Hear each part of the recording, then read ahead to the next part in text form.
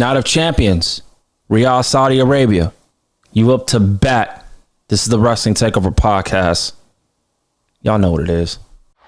Welcome to... You're listening to the Wrestling Takeover. What is your name? With your host, Jordan Turner, who's always going to keep it real. Come on, King. Inside and outside the ring. Let me make myself clear. He's got the fans behind him, King. It's time to take over, King. Are you ready? He's all fired up now, King. The Takeover. Let's go.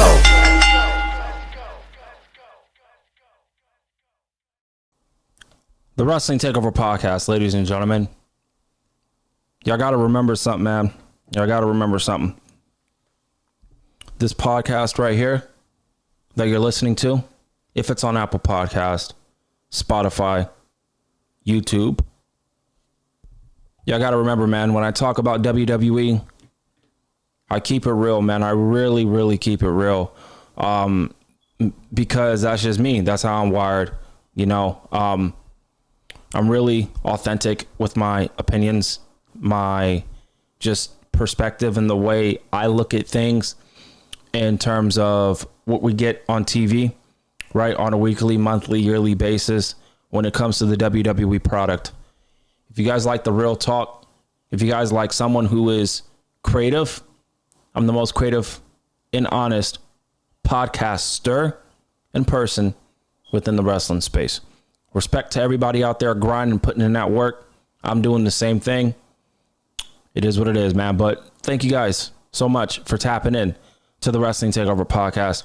I'm your host, Jordan Turner. And today we are going to be talking about the results of WWE Crown Jewel and Night of Champions in Riyadh, Saudi Arabia. And ladies and gentlemen, tonight actually was not a bad show. I'm not going to lie to y'all. I'm not going to lie to you guys. It was not really a bad show. She thought it was a pretty good show. Do I want WWE to continue going to Riyadh? No. But it is what it is. You know, they're going to be in Riyadh next year for the Royal Rumble. I don't know how I feel about that, man. I don't like that. I'm going to keep it tall. I don't like that, but it is what it is. I want to talk about that first, right out of the gate, before we get right into the official results of what transpired tonight from WWE Night of Champions. Night of Champions was a thumbs up show. I want to say that right now. It was a thumbs up show. We had some great wrestling on tonight's program.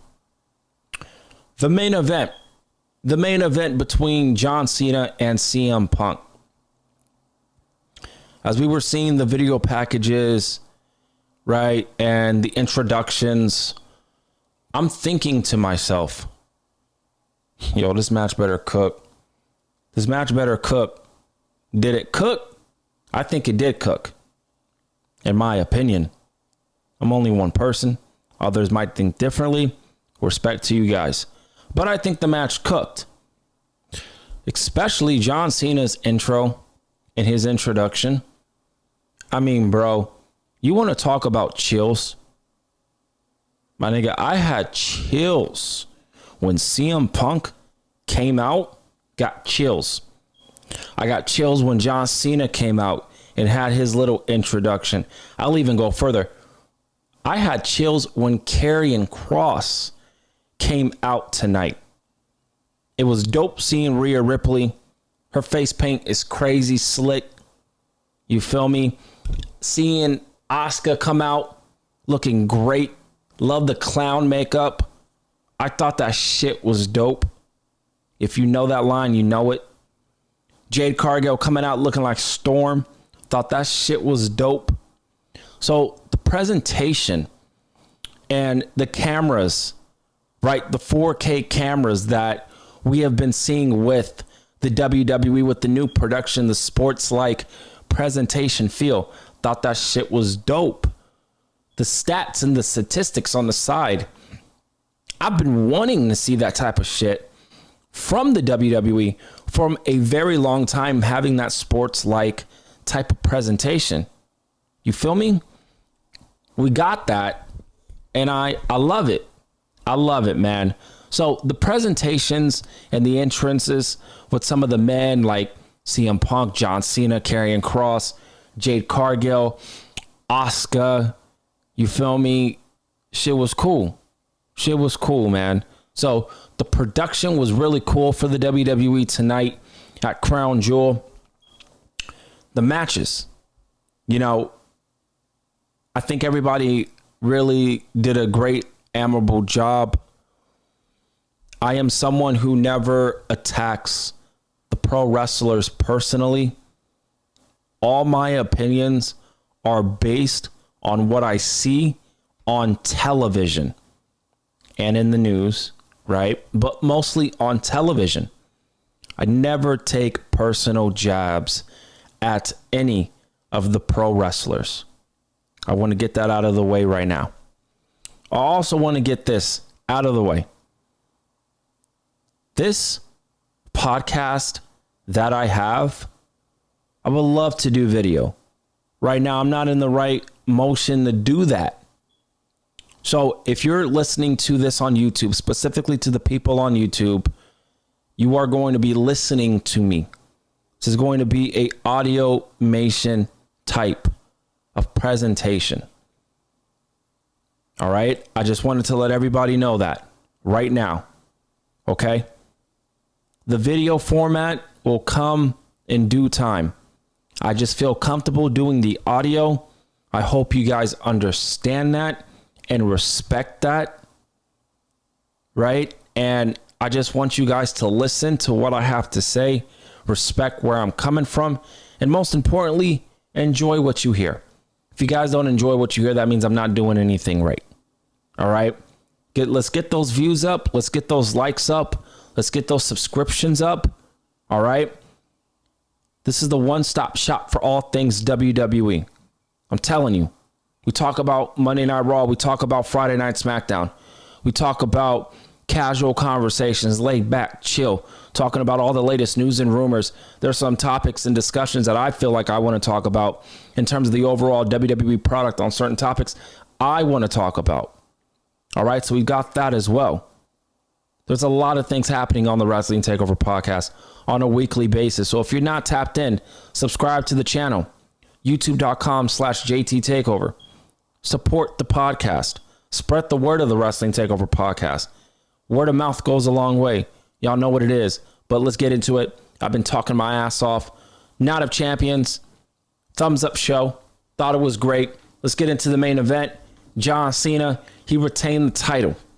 He retained the title that we all expected to happen. So I want to get that out of the way. We all knew John Cena was going to retain the title. The positive is the match. Match was great. The match was great. From the presentation, the production of John Cena, of CM Punk, he came out, crowd went crazy. The aura of Punk, the aura of Cena, the aura of the announcer, shit was popping. Shit was popping. The match was great. There was one negative that I am going to give this match. I don't know if any other content creators, podcasters are going to speak out on this, but I'm going to speak on this. Yo, my nigga, what the fuck is up with what we seen today? We seen Penta. We seen Sami Zayn. We seen this person come out. Excluding the group of Seth Rollins, excluding them, because I had a feeling, I'm watching it, I had a feeling, I'm like, all right, we're going to get, Seth Rollins and company, they going to come out. You feel me? And we got that. But when we seen Penta and we seen Sami Zayn, I'm thinking, all right, it makes sense. They got history with Seth Rollins. So I do understand that. Because when we kept seeing them come out, I'm thinking, bro, my nigga, I thought the focus was on John Cena and CM Punk. Now, I will say, the ending to the match was brilliant. It was brilliant. The ending to this match, to this main event, and the way John Cena won, I liked it. I liked that shit. If you are out there and you didn't like it, that's totally fine. Comment down below why you didn't like it. Tell me your thoughts on John Cena versus CM Punk tonight. Did it live up to your expectations? It did for me. It did for me. I ain't complaining. You feel me? In terms of the match and it living up to the hype, it did live up to the hype.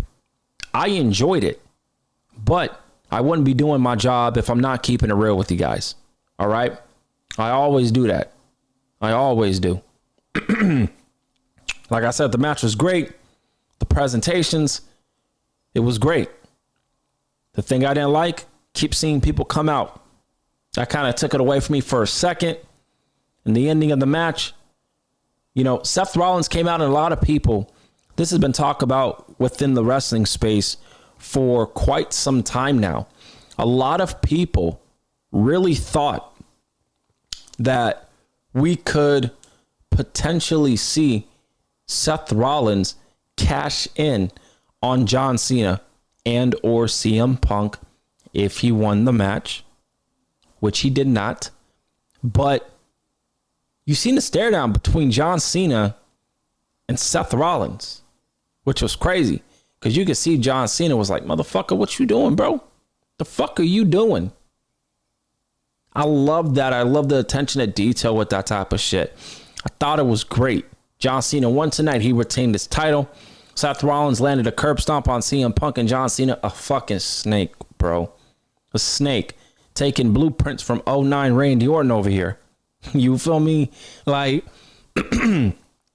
John Cena, you know, Seth Rollins landed that curb stomp to Seth Rollins, or CM Punk, mind you. And then John Cena just threw fucking Seth Rollins outside the ring and was like, nah, bro, fuck it. I'm about to win this match, nigga. I'm about to win this. I'm retaining the title. There's one thing, though, with John Cena, another negative that I do want to say as I'm recording and thinking about this type of shit. Hey, yo, John Cena, you got to stop with this fucking, I'm going to grab the title and I'm going to tease hitting people. Or in this case, he actually does be hitting people with the title. You got to come up with a new fucking cheating tactic, gimmick. Yeah, come up with something else, shawty, because this shit lame as hell. When that motherfucker was on the side of the ring, like sitting down right on the apron, on one of the aprons, and he's sitting down, I knew where the fuck he was going. Before he even sat down, I'm like, oh, this motherfucker gonna grab the title. And the camera, you see the camera panning right to the championship. I'm like, oh God, this dude's gonna grab the title, hit CM Punk, and that's how he's gonna retain the title. Because your boy knew that John Cena was gonna retain the title. I mean, come on, bro. Whoever thought CM Punk was gonna win, y'all tripping. John Cena, we all knew he was gonna retain the title, but how was he going to retain the title was the question. We got it tonight. I love the way Seth Rollins was implemented in this. I mean, is John Cena going to lose his championship soon to Seth Rollins? Is Seth Rollins going to cash in on John Cena? I doubt it. I don't know. I think Seth Rollins just wants to fuck up CM Punk. Now, I want to comment on that before we move on to the next match. I think Seth Rollins and CM Punk are a great rivalry, but WWE has constantly teased it over and over and over again. We've only got one match out of those two. One match, right? And I don't, like, WWE, when are we going to get another match between these two guys? You keep teasing it and teasing it and teasing it. There's a difference between long-term booking and storytelling and just, all right, like, we need to get this match and get it out of the way. You're going to have people on, well, I've actually been seeing people on the internet now that are like kind of turning on it as like, all right, bro, we need to get it and move on. You don't want that type of perception from your audience to a feud that has been built up for decades. You don't want that, but you're starting to slowly get it because, you know, we got the tease. It's clear as day we're going to get it. When are we going to get it? Probably SummerSlam, if I had to guess. I don't know where else it could take place. That's a SummerSlam match right there. We can get that, and we can go on without our day. Now, if that match does happen, I'm just throwing this out there. I don't know if it's going to happen or not, but if we do get CM Punk versus Seth Rollins, feel me? Man, fuck a Hell in a Cell match, bro. Fuck a Hell in a Cell match. Let's get a 3 stages of hell match between Seth Rollins and CM Punk. You heard the crowd was chanting OTC. Y'all really thought that Roman Reigns was going to come out, bro? I'm not going to lie, I did for a second. For like a little second. I was like, oh, imagine Roman Reigns coming out. Didn't happen, but, you know. But a 3 stages of hell match between Seth Rollins and CM Punk to officially end this rivalry would be a perfect get. Would be a perfect get. So let's see what happens. Let's see if we're going to get Punk and Rollins. When are we going to get it? Where's the destination? I'm assuming SummerSlam. We'll see what's popping with it. And if it does happen, we cannot get no random singles match. I think a 3 stages of hell match would be perfect. Let's see what happens with it. Let's move on, man. Let's talk about the Queen of the Ring. The Queen of the Ring. Jade Cargill going one-on-one with Asuka, the Empress of Tomorrow. Right off the bat, love Asuka. Big fan of Asuka. Her OG NXT theme. If you an OG NXT fan, if you know, you know. You feel me? Man, I marked out when I heard that. I'm like, man, this is Asuka. This is the bad bitch, bro. This is the bad bitch. This is what I'm talking about. This is the dominating Asuka that we want to see. And it's so funny. I don't think y'all remember this, so I'll reshape your mind real quick. When Asuka was out, I vividly remember me saying on this platform, hey, yo, I would love if Asuka brings back the face paint that she had in Stardom. Forgot her character name that she played, but Karma or whatever, Kara, something like that. I would love if we get that version of Asuka on the main roster. Shit, we getting it. We getting it. You feel me? I love it. I love it. Got the OG theme, got the face paint, got the clown makeup. I'm vibing with it. A lot of people, you know, be real for a second.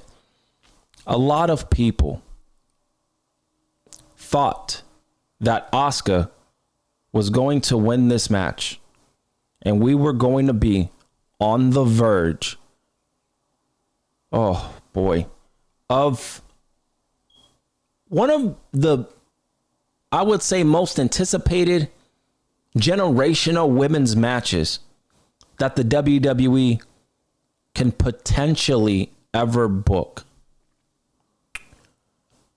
We seen the segment with Asuka and Io on SmackDown. Whoo! Man, listen. Was cooking. We were cooking. Triple H was in the kitchen cooking up a meal for us. About to get the plate. About to lay it down for us with Asuka and Io for SummerSlam. A lot of people wanted to see Asuka versus Io Sky at SummerSlam. A lot of people. I am here to tell everybody right now. I know everybody is worried. Everybody is freaking out. I get it. But I think we still can get this match. Because who's Io going to face it? Evolution. It might be Asuka. The rumor originally was supposed to be Liv Morgan versus Io at Evolution. Liv Morgan's hurt. Asuka could be in that spot. But it's Asuka versus Io. That match is a SummerSlam match, bro. Like, I'm going to just keep it real. That's a SummerSlam match, not an Evolution match. To me. But if it happens at Evolution, it happens at Evolution. But Io is going to need a number one contender. I would have Io face somebody else, but it would have to make sense for Evolution. And then we get SummerSlam with Asuka. Triple H, Michael Hayes, Road Dogg, whoever is on the production meeting, the creative meetings, creative writers. I pitch a lot of ideas on my show. If you're brand new to the podcast, I pitch a lot of creative ideas on my podcast because I'm a creative individual. I act like I'm a creative writer myself. I am praying that WWE does not pass up on an Io Sky versus Asuka match for SummerSlam. If it happens at Evolution, it is what it is. It's fine. As long as it happens. You've constantly teased it for so long now that if it doesn't happen, I feel like the fans are going to go crazy. The fans are going to go crazy if it does not happen. You have a perfect opportunity to give us a legitimate match that you look at it on paper and you look at it on the graphic. You say to yourself, yo, that's a dream match right there. That's a dream match right there. That is a women's championship world title match. Asuka lost tonight, and it's okay. But I still hope the plan is to book Asuka versus Io at SummerSlam for the women's world title. If it happens at Evolution, it is what it is. It happens. You feel me? If it happens there, fine. We're going to get the match. I'm going to be pumped up for it. It can kind of build the Evolution pay-per-view around that match. But I would prefer it happen at SummerSlam. That's just me. Now, we got to get to the elephant in the room. You are listening to somebody who loves, supports our Black Queen, Jade Cargill. Love Jade Cargill. I want the world for Jade Cargill. I genuinely do. Y'all remember the report that came out that WWE is going to have a rocket pack on Jade Cargill? Yo, my nigga, we are witnessing that in full Goku, Vegeta type of form. We're getting it right now.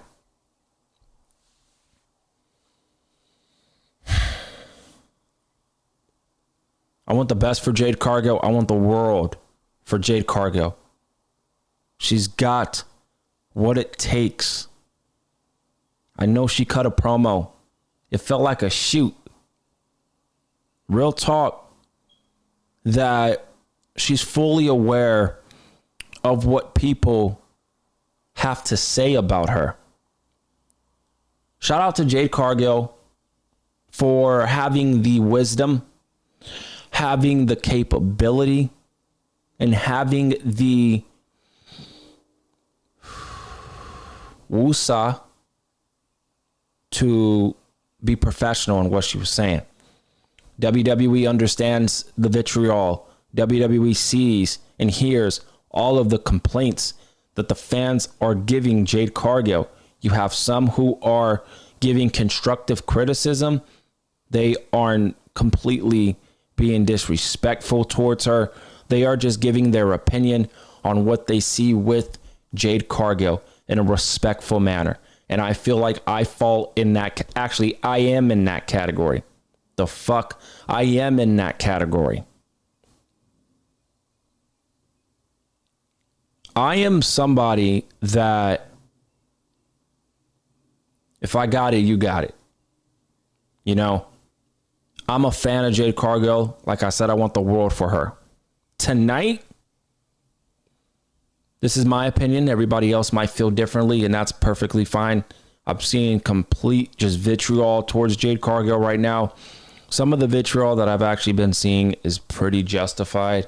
They do bring valid points to the table, and I kind of want to just grab it all and give you my opinion on it. You have others who are just completely being disrespectful. Let those people do what they got to do. It is what it is. Jade Cargill tonight, her performance is such under a microscope, man. It's not even funny. I don't even think she understands and WWE doesn't even understand the microscope that people are giving Jade Cargill. Tonight, Jade Cargill did make mistakes. Jade Cargill continuously. And I think it's going to be something that I don't think she's ever going to get good at. And that is timing, execution, and ring awareness. Like I say in the NBA, court awareness. You have people that really have great court awareness when they're on the court. You got others who are not good at that. You got people that are good from in-ring awareness. You got others who are not good. Jade Cargill, you are not good at ring awareness. You really are not.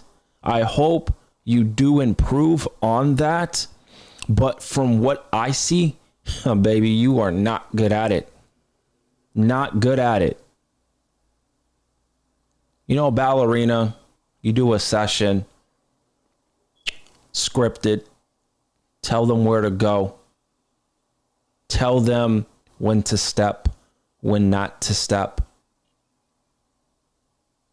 Jade Cargill's matches are really heavily scripted. You go from this spot to this spot to this spot. Okay, go to the top rope. Okay, do this. That is the vibe. I'm sorry, but that is the vibe that I remain just, that's what I get with these Jade Cargill matches. And that's okay. That's okay. But the problem is, and the issue is, it's so blatant and so in your face, it's really distracting. I'm trying to keep a clear vision, mind, and a clear head. Nothing I am saying is disrespectful. I am not taking personal jabs at her. I'm commenting on her matches and what I see on television. I hope you all who are listening understand that. Jade Cargill is great. The future is bright. They're pushing that rocket pack on her like they should. Let's get that out of the fucking way right now. It's about motherfucking time you put that rocket pack on her. Is she ready? That's up for her to decide, not the fans. The fans can say all this other, what they want. Say all this and now, woo, woo, woo. WWE don't give a fuck what we have to say. Straight up. They signed her because they know and they knew that she had the star capability. And they're tired of fucking waiting. They're not waiting anymore. They're pushing that motherfucking rocket pack on her, and she's going right to the moon, aka SummerSlam, facing Tiffany Stratton, and it will be against Tiffany Stratton unless WWE decides to change plans, which I pray they don't, because the idea that I am about to say, it needs to take place exactly the way I'm about to say. SummerSlam, Jade Cargill versus Tiffany Stratton, 1-on-1 for the women's world title. Jade Cargill defeats, and I know y'all are listening to me and y'all are probably thinking, yo, what the fuck are you talking about? Listen, just listen to what I'm telling you. You might not like the idea, and that's fine. But it actually makes sense from the old story arc of Naomi and Jade Cargill. Got two options here. Option one, Jade Cargill beats Tiffany Stratton and wins the women's title. Naomi comes out and fucking screws her over. Beats Jade Cargill, fucks up her title reign, and she loses the women's world title to Naomi. And we do what we got to do with Naomi and Jade Cargill and their rivalry continuing. That's number one. Number two, Jade Cargill defeats Tiffany Stratton and wins the women's title. Naomi, she comes out and attempts to cash in her Money in the Bank, and she actually does cash in. The match goes on, and Bianca Belair is the person to screw over Naomi and help assist in Jade Cargill retaining the women's title. And then we get a three-way feud between Jade Cargill, Naomi, and Bianca Belair for the women's title. You know, I know it's too early to think about it. It might happen at a later date. This triple threat match between Cargill, Belair, and Naomi. It might happen before WrestleMania. But my nigga, imagine a triple threat match between three black women taking place at WrestleMania. Naomi, Cargill, Belair, triple threat match for the women's title at WrestleMania in a triple threat match. I like it. This is a long-term story. This is a long-term booking scenario. Naomi is the champion walking in. Either Cargill or Bianca wins the Women's Royal Rumble. And we get that three-way at WrestleMania. It could happen before WrestleMania or it can happen at WrestleMania. That is an idea that I am coming up with. Those are two ideas that I just laid out to you guys, with the ultimate conclusion happening at WrestleMania with the triple threat match between Belair, Cargill, and Naomi. WWE, I don't know who's listening. You never know who's listening. But whoever is listening, listen, that's a good idea. That is a good idea for the women's championship, representing at WrestleMania. And then for the women's world title, we get Rhea Ripley and Stephanie Vacar. Simple. Let's see what happens. But Jade Cargill winning the Queen of the Ring, it was a surprise, but it really wasn't at the same time. Again, love Jade Cargill. I'm a big fan. I want her to succeed. But she needs to get better at the little things. Attention to detail is very key. And she needs to get better at certain things. In-ring awareness is absolutely one of them. She needs to get better at that. Other than that, the match wasn't even that bad. So it is what it is. I'm just one person. That's just my opinion. I don't know. Let's move on. Let's talk about Solo Sikoa. This nigga actually defeated Jacob Fatu.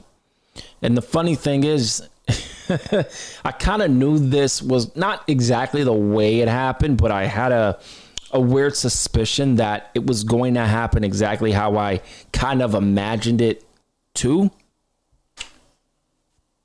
We got the returns, multiple returns. We got the return of Tangaloa. He came in and distracted Jacob Fatu. And then we got Hikuleo, that big motherfucker. That guy's huge, bro. He's huge. Choke slammed Jacob Fatu on one of the announce tables, took that nigga out, and Solo Sikoa took advantage and won the United States title. Now, as you guys know, I always am honest and real with my opinions here. You know what's crazy? A lot of people are, around this time when the match happened and the match concluded, a lot of people were annoyed and frustrated when we seen Hikuleo. Has nothing to do with him. He a beast. New Japan, if you know, you know. You feel me? He a beast. Seeing Tangalao come out, he a beast. Now we got to get the other one, brother, returning back from injury, and then get those two guys in the tag team division. We get shit popping. Them versus the Usos for the tag team titles. Well, maybe the Street Profits three-way dance at WrestleMania in a TLC match. Let's get it happen. Let's get it. I'm just saying. I'm just probably blowing smoke. I'm just talking. But can you imagine that? Be crazy. For the tag team titles on SmackDown or Fraxium, maybe add Fraxium, four-way ladder match. Come on, bro. But listen, outside of that, yo, I understand people's frustration. I'm going to let the cat out of the bag right now. People are pissed because they're sick and tired of the fucking bloodline story continuing. Y'all got to understand something, though. This is WWE's bread and butter. This is WWE's livelihood. Like, real talk, I kid you not. I know saying livelihood is fucking crazy, but this is a livelihood. For real, this storyline with the bloodline, bro. Now, I know everybody missed the OG bloodline, Sami Zayn, Usos, and the Tribal Chief, the LTC, Roman Reigns. I wonder when that nigga gonna come out and come back with it, but do miss Roman Reigns. Hopefully when he comes back, man, shit, it might be with this storyline, bro. Roman Reigns might come back for this storyline. I'm not sure. Or what I think might happen, he's going to come back with Seth Rollins and CM Punk and that whole dynamic there. But listen, I know a lot of people miss the OTC and the OG bloodline. I understand. I miss it too. Great memories. And they're trying to reestablish or establish this new bloodline here with Solo. I'm going to give it a Solo, man. Solo is doing the best work of his career right now. He's got the personality. He's got the charisma. He's got the microphone ability. He's a great pro wrestler. Not the greatest, but he's a good pro wrestler. I mean, he's got everything. He's got everything. This match was good. It's not a bad match at all. The result, I'm not surprised, but I am surprised at the same time. But Jacob Fatu lost. It's all good, bro. The Samoan Werewolf, he's going to be perfectly fine. He's going to be perfectly fine. This feud is going to continue. Now, the difference is, and the thing that I'm kind of concerned with, how is this storyline going to end? That is the thing. How is this storyline going to end? We'll see. I don't know how it's going to end. I really don't. Who's going to be the guy to beat Solo Sikoa and take that title off of Solo Sikoa? After thinking about it, you know, I love coming up with ideas as I'm recording the podcast. What if Jimmy Uso is the guy to take the title off of Solo Sikoa? You know, Big Jim. People want Big Jim to have a title, not a title reign, but have an opportunity as a singles. You did it with Jey Uso. Why can't you do it with Jimmy as well, too?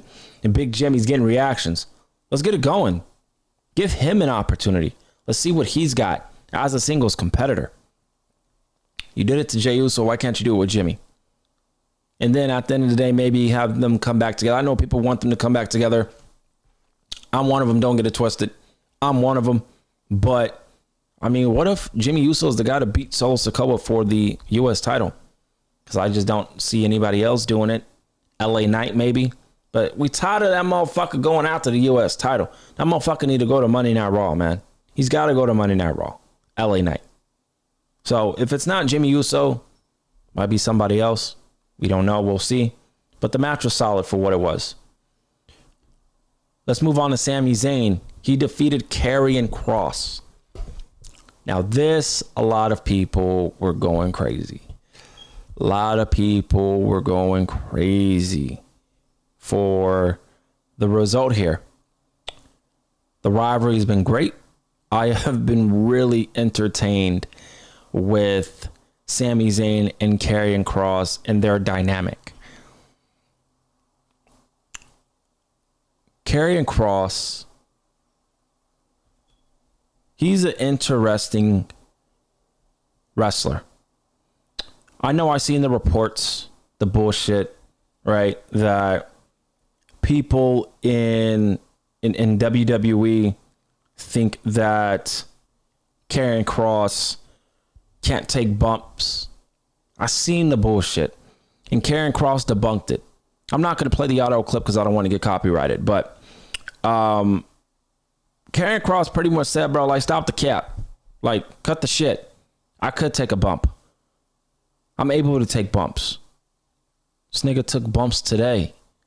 So, your favorite journalists or wannabe journalists in the community, the ones that are well respected, like Sean Ross Sapp and Russell Votes, Rod Gary, those are the guys that are well respected. You got other cats in the community, bullshit artists trying to be the best journalists in the game, talking about, oh, the reason why Karrion Kross ain't been pushed is because he can't take bumps. He doesn't want to take bumps. That's cap. That's cap. That nigga took bumps today. Come on, man. Like, if you're going to be a real journalist, be a real journalist. Do your fucking job. But we got people within the space who try to create narratives, try to create bullshit with clicks. Like Karrion Kross said, people just creating clicks for engagement. Y'all niggas trash, bro. Y'all niggas trash. Y'all don't want that real talk, bro. A lot of people in the community are missing that real talk, that real authentic talk, bro. That WWE talk. I provide that right here on the podcast, bro. Karrion Kross got over tremendously, bro. Listen to the reaction that man got when he came out. Shit was popping, bro. That aura was crazy. Crowd went ballistic with Karrion Kross. And they did the same with Sami Zayn. But we know Sami Zayn's great. Love Sami Zayn. But Karrion Kross, on the subject of him, the crowd went crazy for this man. WWE, you see the reaction, bro. None of the fake shit. I wonder if WWE was even thinking about, all right, Karrion Kross is over online with the whatever. Now, let's see if he's really over with the crowd, especially with this one. Guess what, nigga? Mike, checkmate. Checkmate. He's over. Push him and Scarlett as a real threat. Come on, bro. Give others an opportunity. You don't know what they have unless you give them an opportunity, man. Give Karrion Kross the flowers he deserves, bro. He's over as fuck. He bumped like a madman tonight. Cut the shit that, he can't bump. That's why he's not pushed. You serious? Come on, man. Some petty shit. This match was fun. This match was fun for what it was. I love the story of Karrion Kross, telling stories within his matches, talking to his opponents. I know a lot of people don't like that shit, but I do. I like it. It was great. Sami Zayn got the win. I know a lot of people are mad about it, but I'm really not. I wonder if it's going to continue. I actually hope it does continue. I think they have a lot of legs here with this story. And even after this feud is over, hopefully Karrion Kross is booked as a primary focus moving forward, even after his feud with Sami Zayn. Speaking of Sami Zayn, man, listen. Saudi Arabia 2026. A lot of people feel like Sami Zayn should win the match. Sami Zayn is actually going to be a heavy favorite. For real. He's going to be a heavy favorite heading into the 2026 Royal Rumble. Seth Rollins versus Sami Zayn for the world title. Come on, bro. Like, might actually work. I don't know. It's going to be interesting. Is the journey of Sami Zayn going after the world title? Has it started? Maybe. Maybe it has. We'll see what happens with it, though. Should be good. Next up, Rhea Ripley versus Raquel Rodriguez. This was a one-on-one match, street fight. Man, I ain't gonna hold you. This was one of the best, perhaps the best match of the whole night, bro. I kid you not. This might perhaps be the best match of the show. This match was great. Raquel Rodriguez, I'm not a fan of. WWE has done her a disservice in terms of momentum. Man, listen, bro. Listen. We all watched. We all listened to the same thing. So what I'm about to say, it is not disrespectful. I am not being disrespectful to Raquel Rodriguez. I am commenting on what I've seen.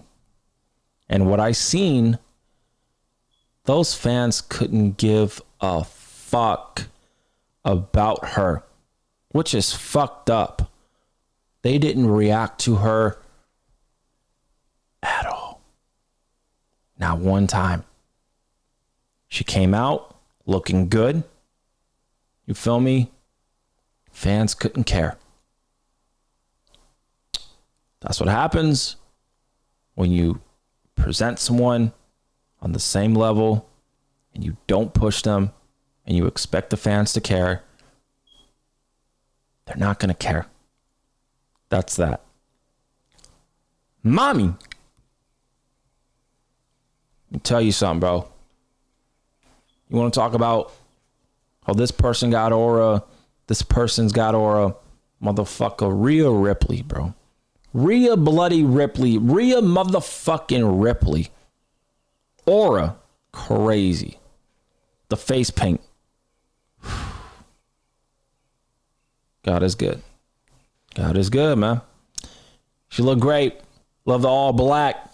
Love the all black, bro. Dominatrix type of look. Come on, man. Come on, man. Don't play with me. You men know out there. You know if you know.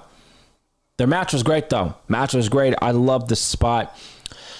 Now, the way the match ended off of the Riptide on the top rope onto the, on top of the table, but onto the mat. I don't know what they were trying to do, but spot was interesting. I don't know why the table was up there, maybe for leverage to protect. I thought the table was going to be used, but apparently not. But the match was good. I liked it. Rhea Ripley's not in the world title picture right now. I think Rhea Ripley is going to be feuding with Roxanne Perez in the meantime, along with Raquel Rodriguez. I think that's the best fit for Rhea Ripley right now at the moment.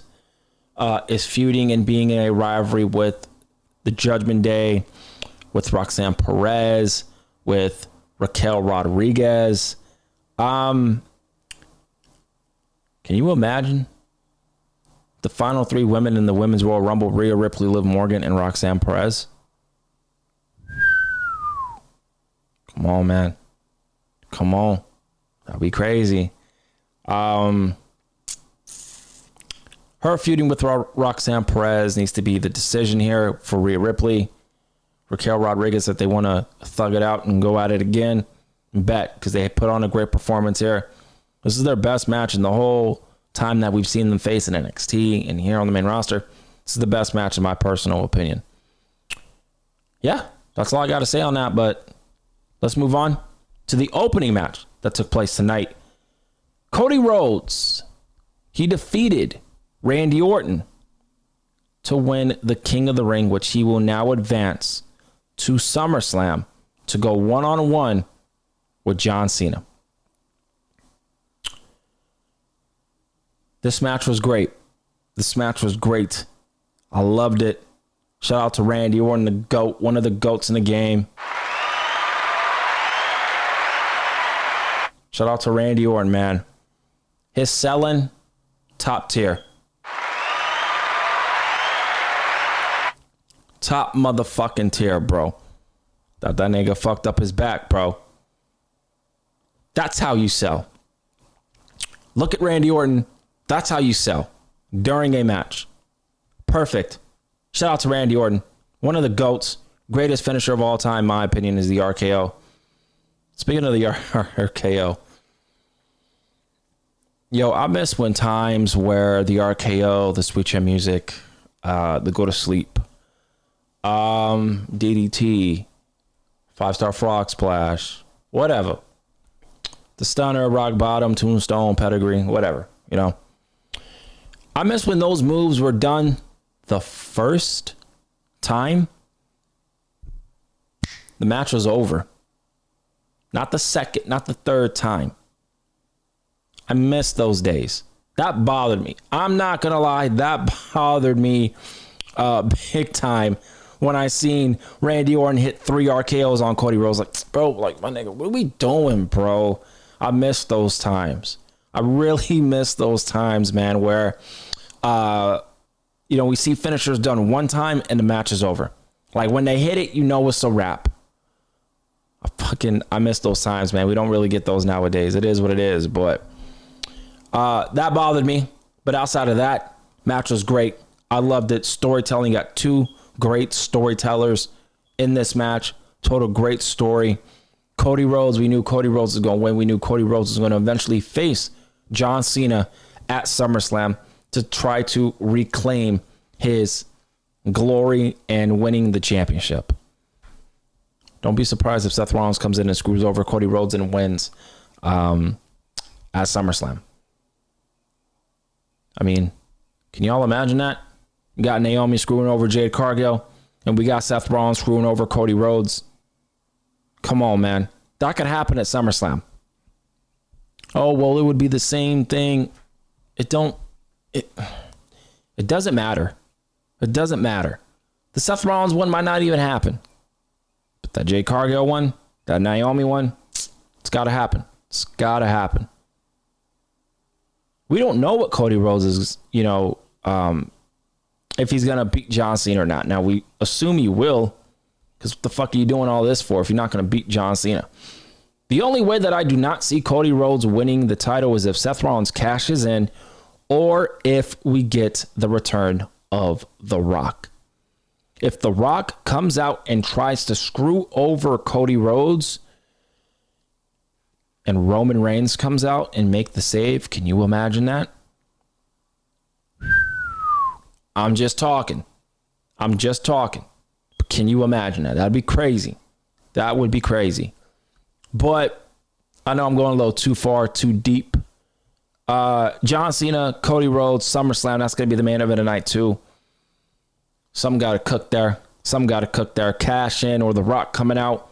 Something got to cook there. Roman Reigns, whatever. We got to get something like that. Even though I think Roman Reigns is going to be at SummerSlam and having a match at SummerSlam. So that might not happen with the Roman Reigns thing. But The Rock or Seth Rollins deal, that might actually take place. I thought tonight was solid, man.